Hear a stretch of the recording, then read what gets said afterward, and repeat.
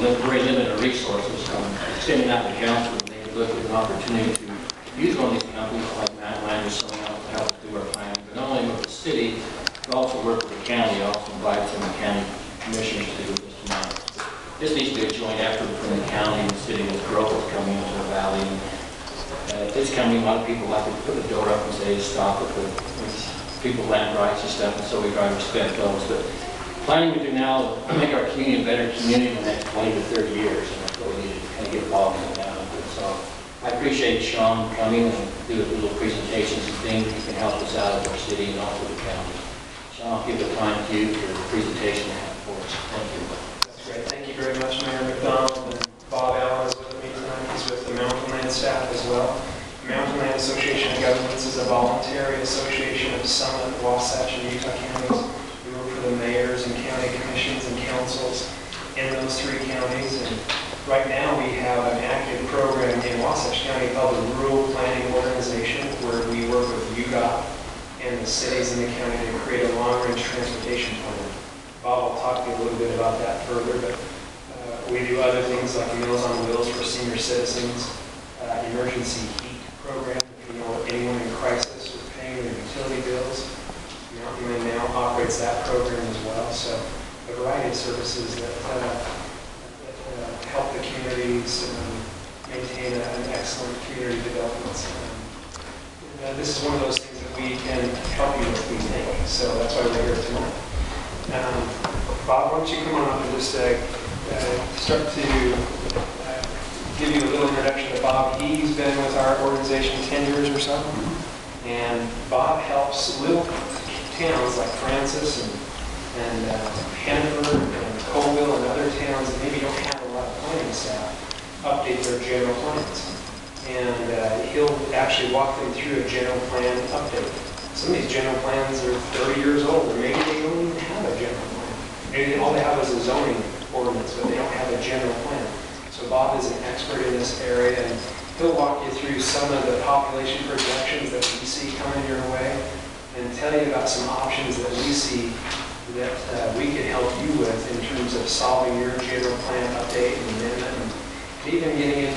We can even talk about the annexation proposal that we've heard mentioned as well. We can talk about that at the end and how that affects this process as well. So Bob, why don't you walk through a couple of these first? Yeah, thank you for your time, and I'm happy to answer any questions as we go through this if you have them, so please feel free to stop me. First off, I want to talk about those population projections that we've been talking about. These are the most recent population projections that have been created by the Gardner Policy Institute of the University of Utah. They've been dictated by the state to create these long-range projections for each county within the state. These are relatively new, come out in the last couple of months, and you can see your growth both in population and employment out to 2060. I've highlighted the numbers at 2050, and there's an important reason why. Sean pointed out that we do the long-range transportation plan for Wasatch County. And with this current, or the new version of it that we're coming up with, UDOT, Mountainlands, WFRC, all the MPOs and UDOT have decided that our new horizon year for the next update statewide is going to be 2050. So what does that mean for Wasatch County? Remember, these are Wasatch County numbers. We don't have it down to the city level yet. But first of all, the difference between 2017 and 2050, 37,000 people. That's how many people we're going to grow in the next 33-ish years. 10,300 jobs. That's how many new jobs we assume we'll get in the next 30 in that same time frame. So those numbers, those numbers I just pointed out, keep those in the back of your mind. So as we're doing this transportation planning update, what we need to do is we use our travel demand model. Maybe you've heard of that. And the building block of the travel demand model are all these little blocks that we cut up your county into. They call traffic analysis zones, or TAZ zones we call them. They are the building block of the model, and within each one of those TAZ zones, we need to assign households and jobs. Now, I made a switch on you on there We talked about populations on the last slide. I converted those to households now because that's what the model understands and reads. You can see at the bottom, roughly 37,000 people. If you divide that by your average household size, which is 3.4, you get about 11,000 households. And so what we need to do as we're updating this transportation plan is we need to figure out where do we sprinkle these 11,000 households and 10,000 jobs countywide. Okay? Well, how are we going to do that? Basically what we do is we have a land use demand model. And what that will do is that will look at your current general plans as well as the plans of neighboring communities and start to look at things like trends and plans and zoning and so forth, and then start to populate those households and jobs based off of that. Once the model has done that, then we take those results and we're going to come back and sit with you and your staff and say, did we get it right? Where do we need to move things here or there? We are going to do that. That is part of the transportation planning process. That's kind of outside of this visioning and general plan discussion that we're having. But you'll see how we're planning in a minute. This is something that we will do. We will be doing in concert with UDOT, so we can update your transportation plan and be able to plan that 30 years out as far as major transportation facilities. Now, switching gears a little bit, we're talking about, at least what I've heard as, we need to know about a Heber City vision or a Wasatch County vision or whatever the case may be, or a general plan update. What does that need to be? Well, as I walk through some of these options, there's a very important question I think you all need to ask yourself as we're talking about this, and that is, what do you need to know to make the decisions you need to make? Okay? And we're going to talk about a lot of different options, and some of these things you may already know or may be fluff in some ways, and it's not really what you really need to know to make decisions today and tomorrow for your future. But I'm going to go through some options we have here. Option A, so how do we get there? Option A is the transportation planning process. We can do that process where we're sprinkling those households and jobs. Not only can we do the one for the transportation plan, but we can also do some scenario work for you and say, okay, maybe the city wants to do something a little more compact. We distribute the households and jobs based off of that and see what it does. Maybe you want to be more rural, and so we do a scenario where things are spread out a little bit more. You know, heck, if you really wanted to, we could do a scenario that looks like this. I don't know if anybody really wants that, but there's endless array of things that we can look at as far as how do we distribute this population, future population employment. An option B would be a MAG-facilitated general plan process with city officials and staff. This is something that Sean mentioned we do quite often. We've probably done a dozen to maybe 15 in the last 10 years where we work with communities to help update their general plans. This is Francis City. We're actually in the middle of updating Francis Cities right now. We worked with Midway on an update, their last update, so that was maybe 6 years ago. Colville, we worked with them, did an update with them.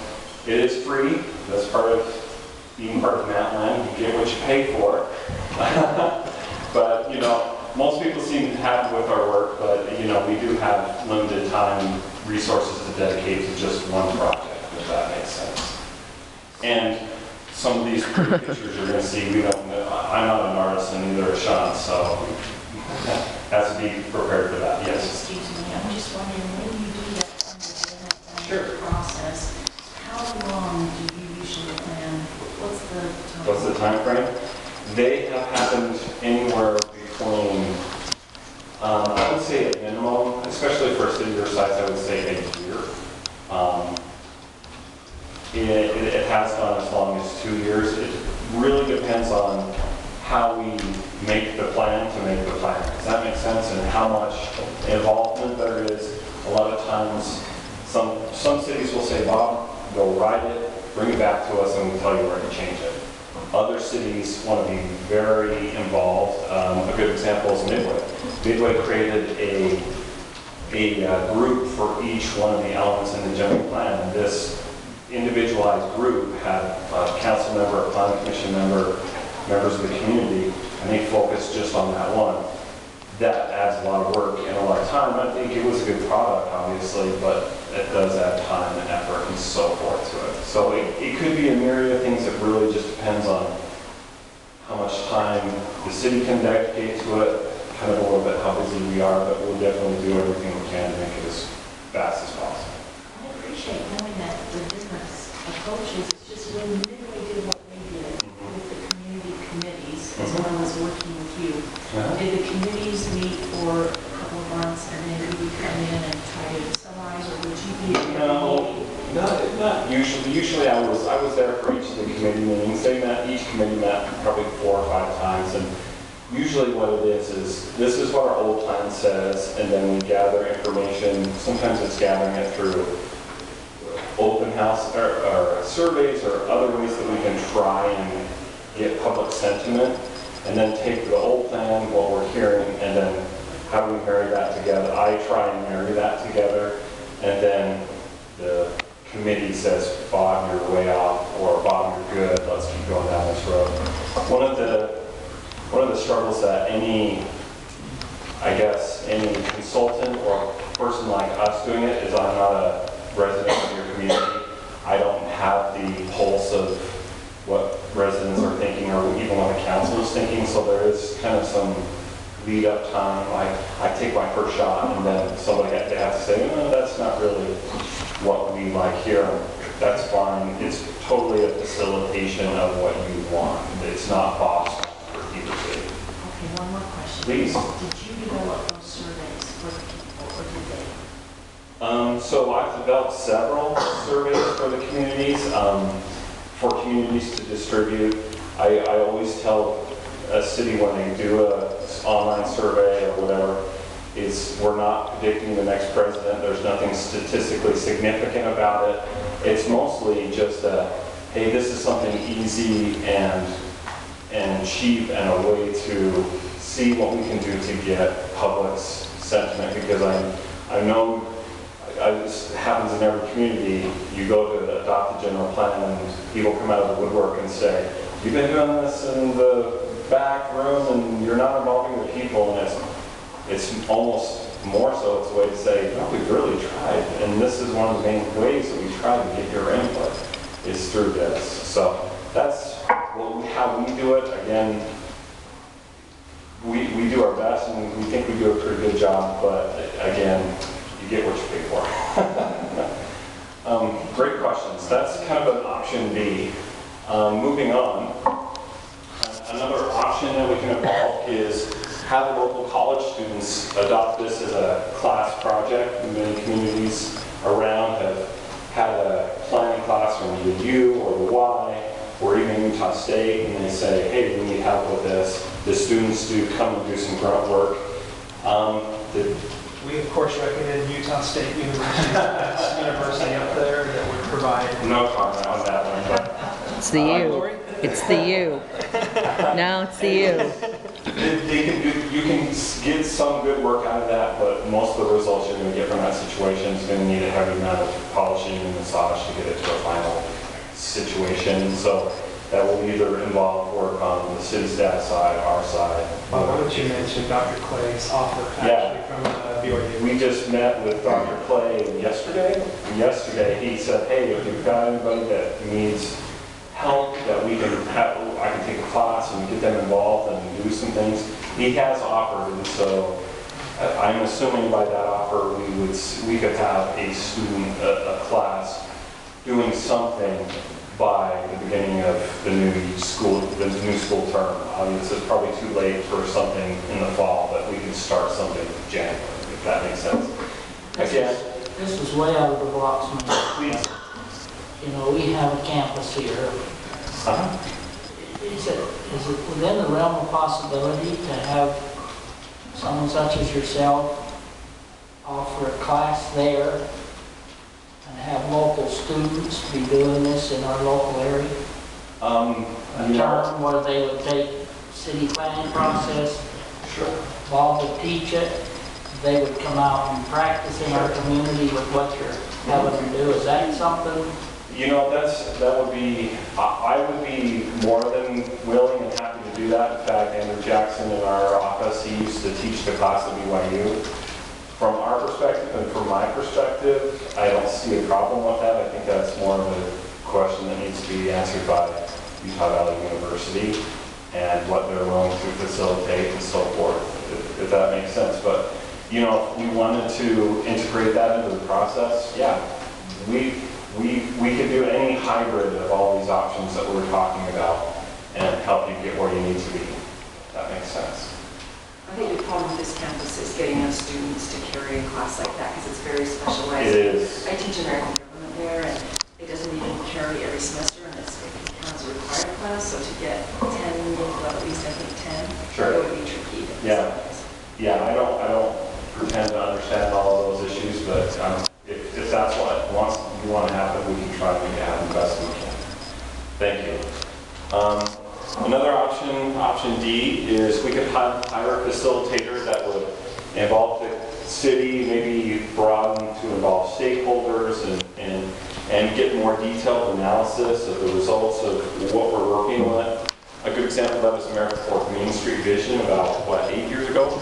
8 years ago, we hired a consulting firm, managed it for the city of American Fork, and they just said, hey, we want a plan for the future for Main Street. Sounds familiar, right? We want a plan for the future of Main Street, and we hired a firm. It was actually an architecture / planning firm that came and looked at it, and they can draw the pretty pictures when Sean and I can't, and they bring a different perspective, and they have more time and things to, they can dedicate more because you're paying the money. That one, for example, was $50,000. Okay? Moving up the food chain, I guess you could say, we could hire a facilitator to expand on that public participation, maybe do more public participation, surveys, social media stuff, open houses, do more detailed work and analysis on some of the issues you may be facing. An example might be the Westlake Vision Long Range Plan. We did this about 10 years ago where we looked at the west side of Utah County, the Cedar Valley, and we hired them for about $100,000.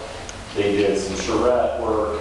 They looked at different land use scenarios. They did some transportation modeling based off those scenarios. And again, you're just getting more public involvement, more detailed analysis with that kind of situation. That was about $100,000 to do that. One of the things I kept hearing over and over in our recent effort with the fund-based program, Sure. Even as late as the last couple of days of Facebook, is that everybody seemed to agree on putting some effort and maybe more restrictions, if you would, or requirements or amenities to do things in our downtown core. I know that perhaps all of us, but I know at least the mayor and I talked to a group in our League of Cities meetings that would love to focus on our downtown and help us how to get grants and everything else. They said they'd talk to you for communicate with that. But we could do that little piece, which seems to be where we have the most concurrence citywide, I think. While you help us with our planning staff do work on the master plan or the general plan. Well, very, you're right on. We can, again, it comes down to a plan to make the plan, and what do you really need to get, what do you need out of this process, right? If you want to hire somebody to focus on one specific area, then yeah, we can hire somebody to focus on one specific area, and then we can help. All right, and yeah, where we coordinate, but then we take the other portions of it. Very common would be a community that would say hire somebody to do the land use issues, but they would then hire out somebody else, more an engineering firm to look at transportation specifically. They have more of the engineering background that they can focus on transportation, and so you can piecemeal it. You know, you can get your experts in land use, your experts in transportation, your experts in housing or whatever, and kind of glue a group together somehow to come up with information. It all just kind of depends on what you want to see, how much money you want to spend, who are the players, and so on. You don't see your areas being highly expert in transportation.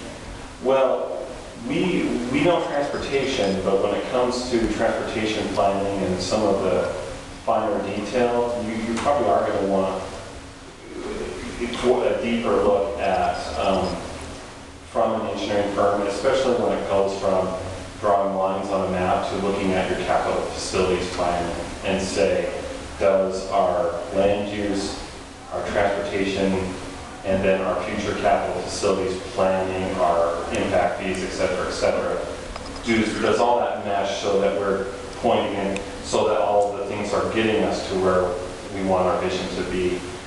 This kind of brings up something I tell communities quite often is, to me, the most important part of a general plan is a community vision element.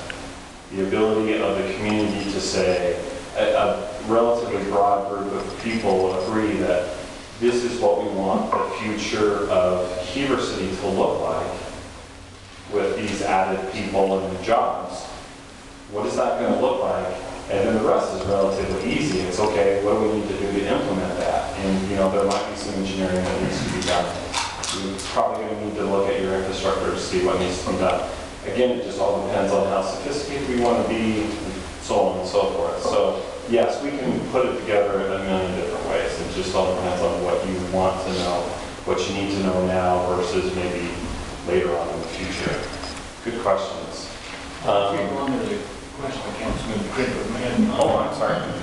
Goes along with this, Heber City, it's been some 10 years ago or so, kind of goes along with Bob's option C.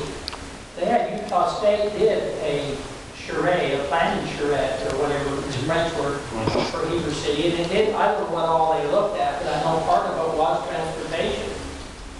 That was 10 or so years ago. I don't know how much of it's still relevant, but there's some information there that they put together that would probably assist in this. Thank you. Sorry. And then, kind of wrapping up a little bit, there's option F. I know the Envision Utah came up and made a presentation to you. I don't know what the content of the presentation was. We've had a lot of dealings with Envision Utah. We're very familiar with what they do. If you would say hire them, you're going to be very involved visioning process. Many of you may have participated with the Your Utah, Your Future. And so, that is another option. I can't speak to what that would cost for a specific work here in Heber Valley. They probably presented more of that information to you. So, I guess in conclusion, my question is still the same. What do you really need to know to make the decisions you need to make now? Is it a general plan update? Do we need to look at land use? Maybe we need to look more at transportation right now, or maybe we need to look at infrastructure more now. There's so many different, as my mom used to say, there's a million ways to skin a cat. Which one is the way that you want to do, and how can we help you get there? And so I guess if there's any feedback or input, you're welcome now, but we will also just wait and hear from you on how we can help facilitate this process with you. Please. How soon do you think you could start to help us if we decided to proceed with this? Do you have are you already tied up for several months, or what's your timeline? I'm always tied up, but we'll make time for you.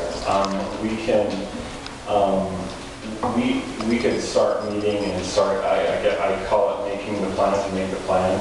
We could start meeting with you as soon as next month.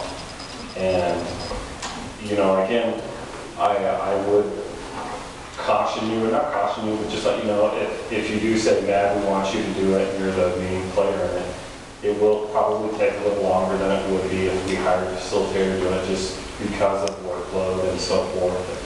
But, we would likely hire an intern to help us, and we have some capability in staff, obviously with mapping and so forth. And so, we can get going as soon as we get the go-ahead from you. Thank you. Any other questions or comments or about this specific item. Again, I'll let you guys think about what you want to do, and we can try and help you any way we can. Bob, maybe I'd add on with the discussions of the annexation proposal in the North Village area. One thing that I would be keep on the front of my mind is I would not want this general plan update to be the reason that we're exploring that, or the only item that is triggering this general plan update. And so I just want to put that out there that if we were to become involved in helping Heber City update the general plan, we want to make sure that the county and the city are working together in that area if that is part of this update, because we don't want to find ourselves in a position of trying to work for two different masters. So we work for Mayor McDonald, and we also work for Councilmember Crittenden. And so making sure that you guys are coordinating and working together in a productive way is something that would be very helpful to our staff. Make sure that we can help you with the stuff that you guys need to do. Can I make a point too? And I think that's essentially what I'm talking about when we're talking about what do you really need to know now, and making sure, you know, a general plan might not even be what you really need to know to help you if the annexation is the big issue. And maybe it's just a more refined study of some of the issues that are involved in that, and then the general plan can happen as that evolves. Or we take advantage of this opportunity and partner with Wasatch County to say, what is the vision of Heber City going north up towards our spot? What is that vision for the county and the city together through the North Village? And can we work together on this collectively? Or is it going to be something that's going to be controversial? So trying to figure that stuff out, I think, is tricky, but a worthwhile effort before we jump into a general plan update. Try to set some of the rules, if you will, for that. To the extent we decide to do something, you're the contact, John, is that right? Yes, Bob and myself. I mean, we want to do it, we get with Bob. Yes. Yeah. Are you familiar with the process we went through with our form-based code and that process? Yes. Can you explain to me just how this would be different? Like how, you know, we brought in Envision Utah and you guys, and I'm trying to understand, are there tools that we aren't aware of that people are using right now? Sure. Well, the important thing to differentiate, I guess, and maybe I'm not completely familiar with the whole process you went through with the form-based code, but the big thing is your general plan is just that, plan for the future. The form-based code is solely a mechanism to get you there. Now, as you went through your form-based code process, I guess the question is, when you went through that process, could you see in your mind's eye in the future, yes, this is what we want Heber City to look like, and does everybody or relatively everybody agree this is what we want it to look like? Then the form-based code gets you there, right? Just with